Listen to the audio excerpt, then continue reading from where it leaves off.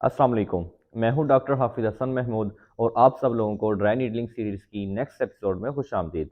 आज की वीडियो में मैं आपको बताऊंगा कि एक्सटेंसर कार्पाई रेडियलिस मसल की ड्राई नीडलिंग कैसे परफॉर्म करते हैं।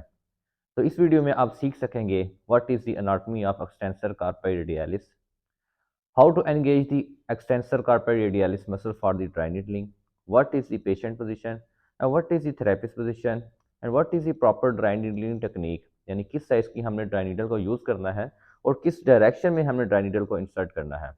और उसके बाद फिर मैं आपको बताऊंगा कौन कौन सी ऐसी प्रिकॉशंस हैं जिनका हमने ख्याल रखना है, और फिर हम एंड पे देखेंगे कि इसकी पेन कहाँ कहाँ रेफर कर सकती है।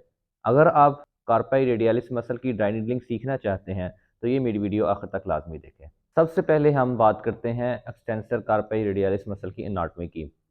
अगर इसकी एनाटॉमी में देखा जाए तो ये बेसिकली ओरिजिनेट करता है लेटरल एपिकॉन्डाइल से और इंसर्ट करता है सेकंड मेटाकार्पल बोन पे, उसकी डॉर्सल साइड पे। और बात की जाए कि इसको हमने एंगेज कैसे करना है ड्राई नीडलिंग के लिए, तो उसके लिए पेशेंट को हम कहते हैं कि अपनी रिस्ट की एक्सटेंशन करें और साथ में रेडियल डेविएशन, ठीक है। और इसके साथ हम उनको रेजिस्टेंस प्रोवाइड करेंगे, ठीक है। यानी पेशेंट को हम रेजिस्टेड रिस्ट एक्सटेंशन और रिस्ट डेविएशन परफॉर्म करवाएंगे। तो इस तरह परफॉर्म करवाने से हमें जो यहाँ मसल टाइट फील होगा, ये बेसिकली एक्सटेंसर कार्पाई रेडियलिस मसल होगा। एक्सटेंसर कार्पाई रेडियलिस मसल की ड्राई नीडलिंग के लिए जो पेशेंट की पोजीशन होगी, पेशेंट को हम स्पाइन लाइन में रखेंगे और जिस आर्म की हमने ड्राई नीडलिंग करनी है उसको हम थोड़ा सा फ्लेक्स करके उसके अब्डामन पे सपोर्ट कर देंगे इस तरह। फिर हम ड्राई नीडलिंग के लिए सबसे पहले एक्सटेंसर कार्पाई रेडियलिस को एंगेज कर लेंगे। उसके लिए हम इसकी रिस्ट एक्सटेंशन और रिस्ट डेविएशन करवाएंगे रेजिस्टेंस के साथ। अपने हाथ को ऐसे ऊपर करें और इस तरफ करें, जोर लगा के रखें, ऊपर जोर लगा के। ये जोर हमें जो इस साइड पे ये मसल बैली फील हो रही है, बेसिकली ये एक्सटेंसर कार्पाई रेडियलिस मसल है।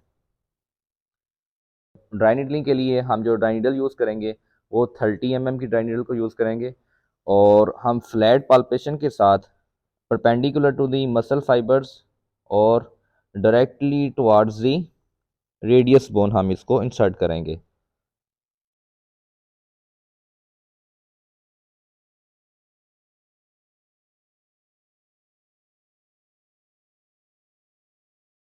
और इंसर्ट करके हम को लॉक लगा देंगे।